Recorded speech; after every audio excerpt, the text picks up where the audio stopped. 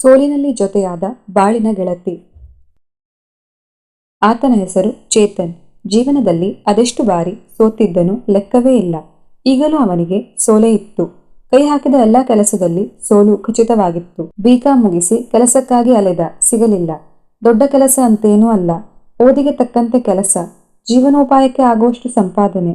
ಕೆಲಸಗಳಿಗೆ ಅರ್ಜಿ ಹಾಕಿ ಸೋತು ಸಿಗದೆ, ಇಷ್ಟವಿಲ್ಲದಿದ್ದರೂ ಒಲ್ಲದ ಮನಸ್ಸಿನಿಂದ ಶಿಕ್ಷಕ ವೃತ್ತಿಯನ್ನು ಮಾಡಬೇಕಾಗಿ ಬಂದಿತ್ತು. ಪ್ರೈವೇಟ್ ಶಾಲೆ ಒಂದರಲ್ಲಿ ಕೆಲಸ ಸಿಕ್ಕಿತು. ಬಿಟ್ಟರೆ ಇದು ಇಲ್ಲ ಎಂಬುದು ಗೊತ್ತಿತ್ತು. ಅವನಿಗೆ ಮಕ್ಕಳನ್ನು ಮಾತಾಡಿಸಲು, ನಗಿಸಲು, ಅವುಗಳ ಜೊತೆ ಆಡಲು ಬರುವುದೋ ಇಲ್ಲ, ಇಷ್ಟವೂ ಇಲ್ಲ. ಆದರೂ ಹೇಗೋ ಸಂಭಾಳಿಸಿಕೊಂಡಿದ್ದ. ಇದರ ನಡುವೆ ಅವನ ವಿವಾಹವಾಯಿತು. ಮಡದಿ ಅವನ ಬದುಕಿಗೆ ಬೆಳಕಾದಳು. ಕೆಲಸ ಮುಗಿಸಿ ಉಸ್ಸಪ್ಪ ಎಂದು ಮನೆಗೆ ಬಂದರೆ ತಂಪೆರವ ಮಡದಿ ಇದ್ದುದರಿಂದ ಅವನಿಗೆ ಅಷ್ಟು ಕಷ್ಟ ಅನಿಸಲಿಲ್ಲ. ಇತ್ತೀಚೆಗೆ ಶಾಲಾ ಮಕ್ಕಳ ಬಗ್ಗೆ ಅವನಿಗೆ ಆಸಕ್ತಿ ಹುಟ್ಟಿತ್ತು. ಅವನ ದುರಾದೃಷ್ಟವೋ ಎಂಬಂತೆ ಪ್ರೈವೇಟ್ ಶಾಲೆ ಆದುದರಿಂದ ಇದ್ದಕ್ಕಿದ್ದಂತೆ ಶಾಲೆ ನಡೆಸುವುದು ಕಷ್ಟ ಎಂದು ಕೆಲಸದಿಂದ ತೆಗೆದರು. ಮತ್ತೆ ತಲೆ ಮೇಲೆ ಕೈ ಹೊತ್ತು ಕೂತ. ಈ ಕೆಲಸ ಅಲ್ಲದಿದ್ದರೆ ಇನ್ನೊಂದು ಸಿಕ್ಕೇ ಸಿಗುತ್ತದೆ ಎಂದು ಪತ್ನಿ ಸಮಾಧಾನ ಮಾಡಿದಳು. ಅವಳು ಸಹ ಮನೆ ಹತ್ತಿರದ ಚಿಕ್ಕ ಫ್ಯಾಕ್ಟರಿಯಲ್ಲಿ ಕೆಲಸ ಮಾಡುತ್ತಿದ್ದಳು. ಆ ಸಂಬಳದಿಂದಲೇ ಕಷ್ಟಪಟ್ಟು ಜೀವನ ಸಾಗಿಸುತ್ತಿದ್ದರು. ಗಂಡನಿಗೆ ಕೆಲಸ ಹುಡುಕಿ ನಾನೊಬ್ಬಳೇ ದುಡಿಯಬೇಕು ಎಂಬ ಕಟುಕು ಮಾತನ್ನು ಅಪ್ಪಿತಪ್ಪಿಯೂ ಆಡಲಿಲ್ಲ.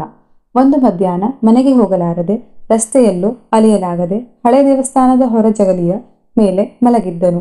ಚಿಂತೆಯಲ್ಲಿರುವಾಗಲೇ ಯಾರೋ ದಬ ದಬ ಹೊಡೆದಂತಾಯಿತು. ಆತ ಎಚ್ಚರಗೊಂಡು ನೋಡುತ್ತಾನೆ. ಒಬ್ಬ ಬಾಲಕ ಅವನ ಮೈ ಮೇಲೆ ಹೊಡೆಯುತ್ತಿದ್ದ. ಅವನಿಗೆ ಸಿಟ್ಟು ಬಂದಿತು. ಎದ್ದು ಆ ಮಗುವನ್ನು ಹೊಡೆಯಬೇಕೆಂದುಕೊಂಡ. ಆದರೆ ಅದು ಬುದ್ಧಿಮಾಂದ್ಯ ಮಗುವಾಗಿತ್ತು. ಕೈ ಹಿಂತೆಗೆದುಕೊಂಡ. ಅಷ್ಟು ಹೊತ್ತಿಗೆ ಆ ಹುಡುಗನ ತಾಯಿ ಬಂದು ಕ್ಷಮೆ ಕೇಳುವಂತೆ ಆತನನ್ನು ನೋಡಿದಳು. ಅವನ ಕರುಳು ಚುರುಕಂತು. ಆ ಬಾಲಕನನ್ನು ಎತ್ತಿ ಮುದ್ದು ಮಾಡಿ ತಾಯಿಯ ಜೊತೆ ಕಳಿಸಿಕೊಟ್ಟ. ಆಕೆ ಮಾತಾಡಿದಾಗ ಅವನ ಮನೆಯ ಪಕ್ಕದಲ್ಲಿ ಅವಳ ಮನೆ ಇರುವುದು ತಿಳಿಯಿತು. ಆತ ಮನೆಗೆ ಬಂದ ಮೇಲೆ ಪತ್ನಿಗೆ ಎಲ್ಲವನ್ನೂ ಹೇಳಿದ.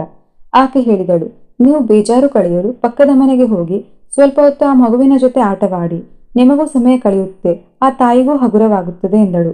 ಮರುದಿನದಿಂದ ಆತ ಆ ಮಗುವಿನ ಬಳಿ ಹೋಗಿ ಸ್ವಲ್ಪ ಹೊತ್ತು ಮಾತಾಡಿ ಆಟವಾಡಿಸಿ ಬರುತ್ತಿದ್ದ. ಆ ಬಾಲಕನ ತಾಯಿಗೆ ಇದರಿಂದ ತುಂಬಾ ಅನುಕೂಲವಾಯಿತು. ಆಟ ಆಡಿಸಿದ, ಮಾತನಾಡಿಸಿದ, ಚೆನ್ನಾಗಿ ಹೊಂದಿಕೊಂಡನು. ಇದನ್ನು ಗಮನಿಸಿದ ಆ ಬಾಲಕನ ತಾಯಿ ಹೇಳಿದಳು, ನೋಡು, ಸದ್ಯಕ್ಕೆ ನಿನಗೂ ಕೆಲಸವಿಲ್ಲ. ಈ ಕಾಲೋನಿಯಲ್ಲಿ ಮಾನಸಿಕ ಸಮಸ್ಯೆ ಇರುವ ಕೆಲವು ಮಕ್ಕಳು ಇದ್ದಾವೆ.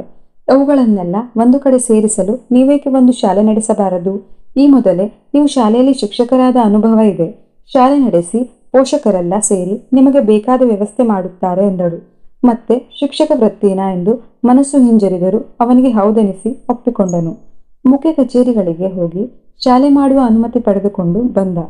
ಆ ತಾಯಿ ಎಲ್ಲ ಕಡೆ ಹೇಳಿ ಬಂದಳು. ಶಾಲೆಗೆ ಸ್ಥಳವೂ ಸಿಕ್ಕಿತು. ಕೆಲಸ ಮತ್ತು ವೇತನ ದೊರೆಯಿತು. ಮತ್ತಷ್ಟು ಮಕ್ಕಳನ್ನು ಸೇರಿಸಿದರು. ಆ ಮಕ್ಕಳನ್ನು ಬಹಳ ಪ್ರೀತಿಯಿಂದ ನೋಡಿಕೊಂಡ. ಆಟ ಆಡಿಸಲು ಆ ಮಕ್ಕಳಿಗೆ ಪೂರಕವಾದ ಆಟದ ಸಾಮಾನುಗಳನ್ನು ತಾನೇ ಮಾಡಿದ. ಮಕ್ಕಳ ಪೋಷಕರನ್ನು ಕರೆಸಿ ಮಕ್ಕಳನ್ನು ಹೇಗೆ ನೋಡಿಕೊಳ್ಳಬೇಕು ಎಂಬುದನ್ನು ವಿವರಿಸುತ್ತಿದ್ದ. ಮನೆಯಲ್ಲಿ ಮಕ್ಕಳ ಜೊತೆ ತಾಳ್ಮೆಯಿಂದ ವರ್ತಿಸಿ ಎಂದು ಹೇಳುತ್ತಿದ್ದ. ಇವನ ಸಕಾರಾತ್ಮಕ ಕೆಲಸ ಚಟುವಟಿಕೆಗಳನ್ನು ಗುರುತಿಸಿದ ಎಲ್ಲ ತಾಯಂದಿರ ಬಾಯಿಂದ ಬಾಯಿಗೆ ಹರಡಿ ಗ್ರಾಮ, ಪಟ್ಟಣಗಳವರೆಗೂ ವಿಷಯ ಹೋಯಿತು. ಇನ್ನಷ್ಟು ಮಕ್ಕಳು ಶಾಲೆಗೆ ಸೇರಿದರು. ಅವನ ಸ್ಥಿತಿ ಈಗ ಉತ್ತಮ ಮಟ್ಟಕ್ಕೆ ಏರಿತ್ತು. ಸಮಾಜದಿಂದ ಅವನಿಗೆ ಒಳ್ಳೆಯ ಹೆಸರು ಬಂದಿತು. ಸರ್ಕಾರಿ ಅಧಿಕಾರಿಗಳು ಬಂದು ಶಾಲೆಗೆ ಬೇಕಾದ ವ್ಯವಸ್ಥೆಯನ್ನು ಮಾಡಿದರು. ಸಿರಿವಂತ ತಂದೆ ತಾಯಿಯರು ಆ ಶಾಲೆಗೆ ಹಲವು ಕೊಡುಗೆಗಳನ್ನು ಕೊಟ್ಟರು. ಆ ಶಾಲೆಗೆ ಅವನೇ ಮುಖ್ಯಸ್ಥನಾದನು. ಈಗ ಅವನ ಜೊತೆಗೆ 4 ಸಹ ಶಿಕ್ಷಕರು ಬಂದರು. ಸರ್ಕಾರದ ವತಿಯಿಂದ ಹಾಗೂ ಖಾಸಗಿ ವತಿಯಿಂದ ಮತ್ತು ಹಲವಾರು ಸಂಘ ಸಂಸ್ಥೆಗಳಿಂದ ಪ್ರಶಸ್ತಿಗಳು ಬಂದವು. ಇಷ್ಟೇ ಅಲ್ಲದೆ ಅವನು ಮಾಡಿದ ಆಟದ ಸಾಮಾನುಗಳಿಗೆ ಆನ್ಲೈನ್ ಬೇಡಿಕೆ ಹೆಚ್ಚಿತ್ತು. ತಾನು ದುರಾದೃಷ್ಟವಂತ ಎಂದು ಎಷ್ಟೋ ಹೀಗಳೆದುಕೊಂಡಿದ್ದನೋ ಈಗ ಅಷ್ಟೇ ಪ್ರಸಿದ್ಧ ಹೆಸರು ಬೇರೆ ರಾಜ್ಯಗಳ ತನಕ ಹರಡಿತ್ತು. ಆ ಮಕ್ಕಳಿಗೂ ಅವನಿಗೂ ಆವೀನಭಾವ ಸಂಬಂಧ ಬೆಳೆದು ಬಂದಿತ್ತು.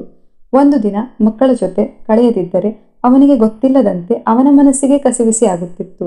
ಹಾಗಾಗಿ ಎಷ್ಟೋ ಅವಸರದ ಕೆಲಸ ಅಥವಾ ಒತ್ತಡಗಳಿದ್ದರೂ ಶಾಲೆಗೆ ಬಂದು ಮಕ್ಕಳ ಜೊತೆ ಒಂದಷ್ಟು ಹೊತ್ತು ಕಳೆಯುತ್ತಿದ್ದ. ಒಮ್ಮೆ ಅವನೇ ಅಂದುಕೊಂಡ, ನಾನು ಹೇಗಿದ್ದವನು ಈಗ ಹೇಗಾಗಿದ್ದೇನೆ ಎಂದು ಯೋಚಿಸುತ್ತಿದ್ದಾಗ ಇದ್ದಕ್ಕಿದ್ದಂತೆ ಪತ್ನಿಯ ನೆನಪಾಯಿತು. ಮನೆಗೆ ಬಂದು ಪತ್ನಿಯನ್ನು ಕೇಳಿದ, ನಾನು ಎಷ್ಟೋ ಸಲ ಚಿಂತಿತನಾಗಿ ಕೆಲಸವಿಲ್ಲದೆ ಅಲೆಯುತ್ತಿದ್ದೆ. ಇದ್ದ ಕೆಲಸವೂ ಹೋಗಿತ್ತು. ನನ್ನ ಕೈಲಿ ಬಿಡಗಾಸು ಇಲ್ಲದಿದ್ದಾಗಲೂ ನೀನು ಜೀವನವನ್ನು ನಿರ್ವಹಣೆ ಮಾಡಿದ್ದು, ನಾನು ಜೀವನದಲ್ಲಿ ಗೆಲ್ಲುತ್ತೇನೆ ಎಂಬ ನಂಬಿಕೆ ನನಗಿರಲಿಲ್ಲ. ಒಂದು ದಿನವೂ ನೀನು ನನ್ನ ಬಗ್ಗೆ ಒಂದು ಕೆಟ್ಟ ಮಾತಾಗಲಿ ಅಥವಾ ತಿರಸ್ಕಾರದ ನೋಟವಾಗಲಿ ತೋರಿಸಲಿಲ್ಲ. ನಿನಗೆ ನನ್ನ ಮೇಲೆ ಅಷ್ಟೊಂದು ನಂಬಿಕೆ.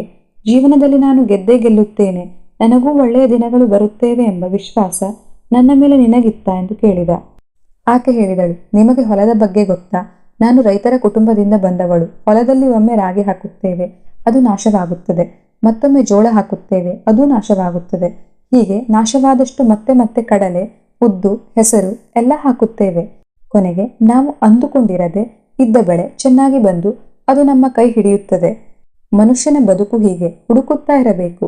ಯಾವುದೋ ಒಂದು ಕಡೆ ನಮಗೆ ಬೇಕಾದ್ದು ಸಿಗುತ್ತದೆ. ಅದರಿಂದಲೇ ಬದುಕು ಚೆನ್ನಾಗಿ ಆಗುತ್ತದೆ. ನನಗೆ ನಿಮ್ಮ ಮೇಲೆ ವಿಶ್ವಾಸವಿತ್ತು. ಒಳ್ಳೆಯ ದಿನಗಳು ಕೊನೆ ತನಕ ಉಳಿಯುವುದಿಲ್ಲ ಎಂದಾದರೆ ಕೆಟ್ಟ ದಿನಗಳು ಎಲ್ಲಿಯ ತನಕ ಉಳಿಯಲು ಸಾಧ್ಯ? ಕತ್ತಲು ಬಂದ ಮೇಲೆ ಬೆಳಕು ಬರಲೇಬೇಕು ಅಲ್ಲವೇ? ಹಾಗೆ ಬೆಳಕು ಬಂದ ಮೇಲೆ ಜೀವನ ರಂಗುರಂಗಾಗುತ್ತದೆ. ಜೀವನದಲ್ಲಿ ಎಲ್ಲ ಬರುತ್ತದೆ, ಹೋಗುತ್ತದೆ.